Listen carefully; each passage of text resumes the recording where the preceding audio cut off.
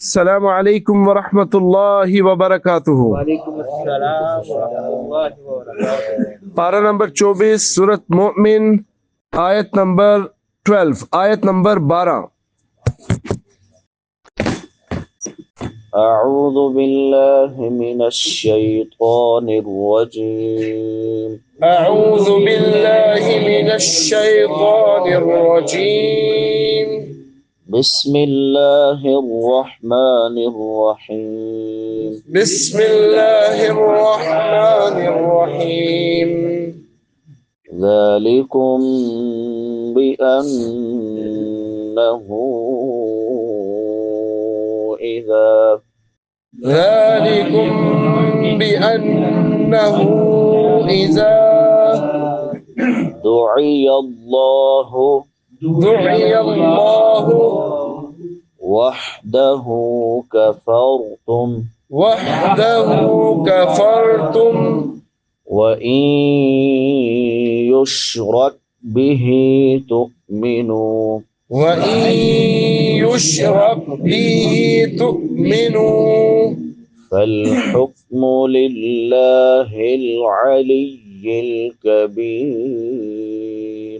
فالحكم لله العلي الكبير हुवल्लज़ी युरीकुम आयातिही هو الذي يريكم آياته वयुनज़्ज़िलु लकुम मिनस्समाइ रिज़्क़ा وينزل لكم من السماء رزقا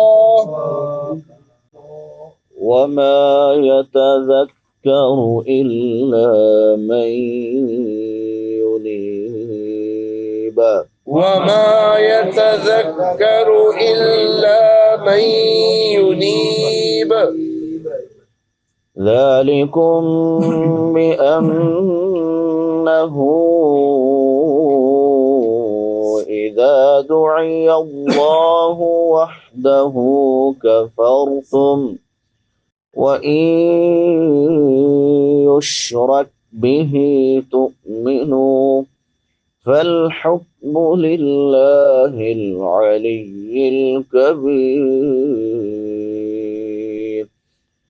هو الذي يريكم آياته وينزل لكم من السماء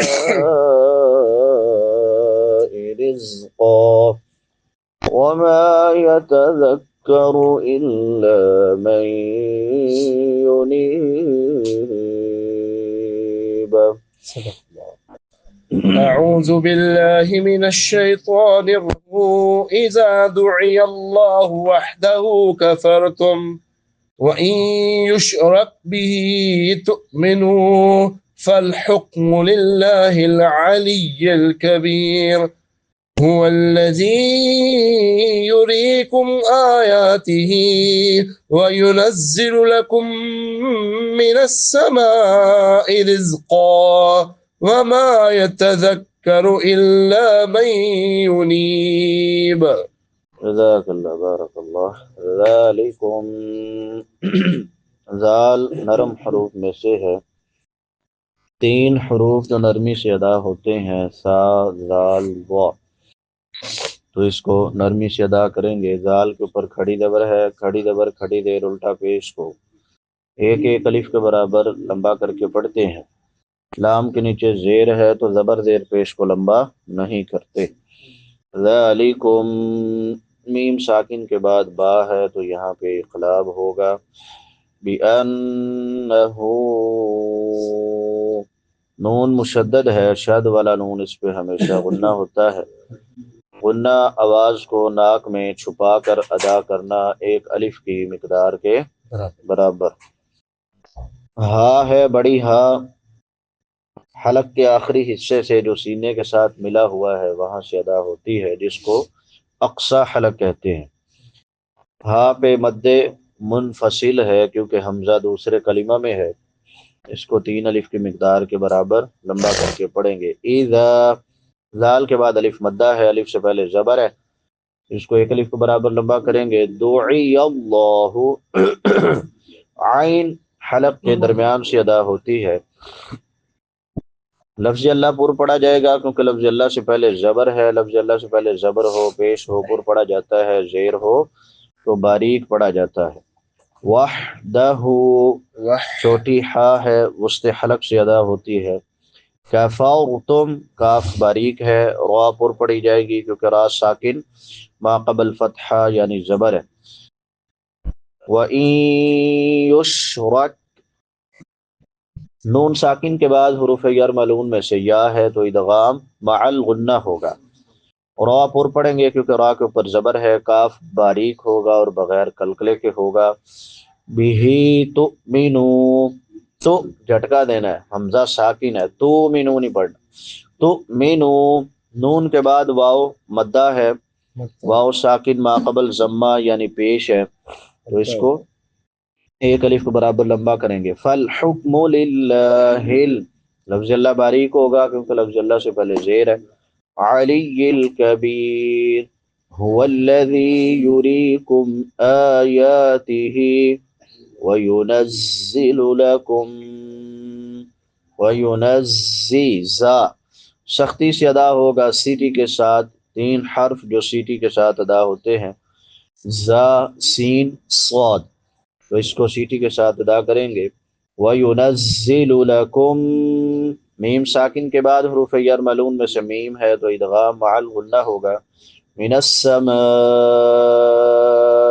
رِزْقًا، میم کے بعد مد متصل ہے، حمزہ اسی کلمہ میں ہے تو اس کو 3 الف کی مقدار سے لمبا کریں گے. وما يتذکر الا من ينیب، باقی ساری چیزیں بیان ہو چکی ہیں. ذالکم بانہ، یہ اس لیے ہے کہ شان یہ ہے، اذا دعی اللہ، جب بلایا جاتا تھا اللہ کی طرف، وحدہ ہو، ایک اکیلے. دعی اللہ، پکارا جاتا تھا اللہ کو، وحدہ ہو، جو اکیلا ہے. کفر تم، تو تم انکار کرتے تھے. وَإِن يُشْرَكْ بِهِ تُؤْمِنُوا، اور اگر شریک ٹھہرایا جاتا اس کے ساتھ، تؤمنو، تو تم مان لیتے تھے. فالحکم للہ، پس اب فیصلہ اللہ کے اختیار میں ہے.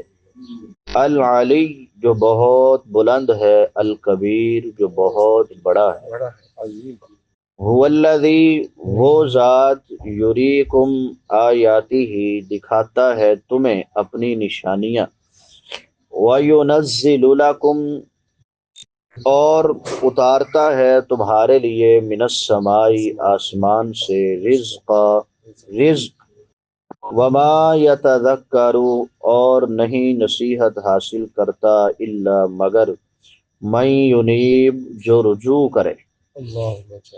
ذالکم بانہ اذا دعی اللہ وحدہ کفرتم. پچھلی آیات میں اللہ تعالیٰ نے جہنمیوں کا ذکر کیا کہ وہ اللہ سے گزارش کریں گے، درخواست کریں گے کہ ہمیں جہنم سے نکال لیا جائے. تو پھر انہیں جواب ملے گا کہ آج تم جس حال میں مبتلا ہو اس کی وجہ یہ ہے کہ اذا دعی اللہ وحدہ کفرتم، جب تمہیں اللہ کی طرف بلایا جاتا تھا، اکیلے اللہ کی طرف جو وحدہ لا شریک ہے، تو تب تم مانتے نہیں تھے. وَإِن يُشْرَكْ بِهِ تُؤْمِنُوا، اور جب اس کے ساتھ شریک ٹھہرائے جاتے، اس کے ساتھ اور بھی معبود بنائے جاتے، تو تب تم مان لیتے تھے. اکیلے اللہ کی عبادت تو درکنار، اکیلے اللہ کے ذکر پر بھی تمہارے دل جو تھے وہ تنگ پڑ جاتے تھے. اور جب غیروں کا ذکر ہوتا تھا، قبر والوں کا، حجر والوں کا، شجر والوں کا، دربار والوں کا، پیروں کا، فقیروں کا، ملنگوں کا، پھر تمہارے چہرے جو تھے وہ خوشی کے ساتھ چمک اٹھتے تھے۔ تو یہی وجہ ہے کہ آج تم جہنم میں، اور اب تم کہتے ہو فَهَلْ إِلَىٰ خُرُوجٍ مِّن سَبِيلٍ، کوئی راستہ نکل آئے یہاں سے نکلنے کا؟ فرمایا نہیں، اب اگر تمہیں دنیا میں دوبارہ بھیج بھی دیا جائے تم نے کرنا پھر بھی وہی ہے جو تم پہلے کرتے رہے، لہذا اب یہ نہیں ہو سکتا کہ تمہیں یہاں سے نکال لیا جائے۔ فَالْحُكْمُ لِلَّهِ الْعَلِيِّ الْكَبِيرِ، تو فرمایا اب فیصلے کا اختیار صرف اللہ کے پاس ہے جو بڑا ہی بلند بھی ہے اور بہت ہی بڑا ہے۔ آج تمہارے وہ بنائے ہوئے مشکل کشا، وہ حاجت روا، وہ بگڑی بنانے والے، وہ مشکلیں ٹالنے والے، وہ تمہارے معبود، آج ان کا کوئی اختیار نہیں ہے کسی فیصلے پر۔ آج اختیار صرف اللہ رب العالمین کے اختیار میں ہے، اور اللہ کے فیصلے پر وہ جتنے بھی تمہارے بنائے ہوئے معبود تھے وہ کوئی دخل نہیں دے سکتے۔ هو الذی یریکم آیاتہ وینزل لکم، اور اللہ تعالیٰ ہی ہے جو تمہیں اپنے وجود اور اپنی وحدانیت کی بے شمار نشانیاں دکھاتا ہے جو اس وقت بھی موجود تھیں جب تمہارے یہ بنائے ہوئے معبود موجود نہیں تھے۔ اب کوئی داتا یا دستگیر یہ دعویٰ نہیں کر سکتا کہ یہ سب کچھ اس نے پیدا کیا ہے یا ان کے پیدا کرنے میں اس کا کوئی حصہ بھی شامل ہے۔ قرآن مجید میں اللہ تعالیٰ نے بہت سی نشانیوں کا ذکر کیا ہے، اور یہ نشانیاں کائنات میں موجود ہیں۔ اللہ تعالیٰ کی آیات سے مراد هو الذی یریکم آیاتہ، ان آیات سے مراد انبیاء کرام علیہم السلام کو عطا کردہ معجزے ہیں اور اس کی قدرت پر دلالت کرنے والے عجیب و غریب واقعات ہیں جن کا ذکر ہمیں قرآن میں بھی ملتا ہے۔ اللہ تعالیٰ نے موسیٰ علیہ السلام کے معجزات کے متعلق فرمایا وَلَقَدْ أَرَيْنَاهُ آيَاتِنَا كُلَّهَا فَكَذَّبَ وَأَبَىٰ، اور بلا شبہ یقیناً ہم نے اس فرعون کو اپنی تمام آیات دکھائیں، پس اس نے جھٹلایا اور انکار کر دیا۔ تو اس سے مراد معجزے بھی ہیں اور اللہ کی قدرت پر دلالت کرنے والے واقعات بھی ہیں۔ وَيُنَزِّلُ لَكُم مِّنَ السَّمَاءِ رِزْقًا، اب یہ کہنے کے بعد کہ وہی ہے جو تمہیں اپنی نشانیاں دکھلاتا ہے، اپنی ایک عظیم نشانی کا اللہ نے پھر یہاں پہ ذکر کیا ہے، اور رزقا اس سے مراد یہاں بارش ہے کہ اللہ تعالیٰ آسمان سے بارش کو نازل کرتا ہے کیونکہ وہ انسان کے رزق کا ایک بہت بڑا سبب ہے۔ تمام کی تمام نباتات اسی بارش سے اگتی ہیں جنہیں کھا کر وہ تمام جانور پلتے ہیں جو انسان کی خوراک ہیں یا انسان کے کام آتے ہیں، اور اس میں سے کئی چیزیں انسان خود بھی استعمال کرتا ہے۔ تو اس کا اللہ نے ذکر کیا ہے کہ وَيُنَزِّلُ لَكُم مِّنَ السَّمَاءِ رِزْقًا، وہ اللہ تمہارے لیے آسمان سے رزق کو بھی اتارنے والا ہے۔ وَمَا يَتَذَكَّرُ إِلَّا مَن يُنِيبُ، یعنی اللہ کی قدرت اور وحدانیت کی نشانیاں تو بے شمار ہیں، مگر ان سے نصیحت حاصل کرنا وہ رجوع کرنے والے کو ہی ہوتا ہے، رجوع کرنے والا ہی نصیحت حاصل کرتا ہے۔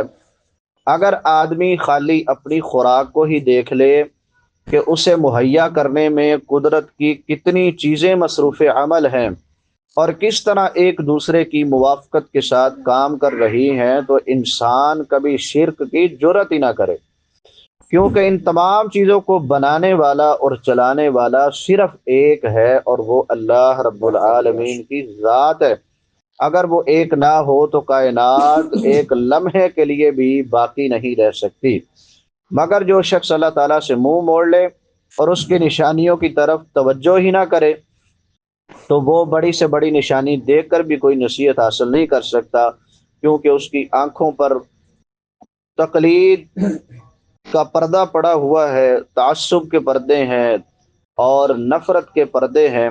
تو یہ تعصب، نفرت اور تقلید کے پردے آنکھوں سے ہٹا کر، دماغ سے ہٹا کر جب وہ رجوع کرے گا اللہ کی طرف تو پھر ہی وہ نصیحت حاصل کر سکتے۔ پھیلانے کی توفیق عطا فرمائے۔ وآخر دعوانا ان الحمد للہ رب العالمین۔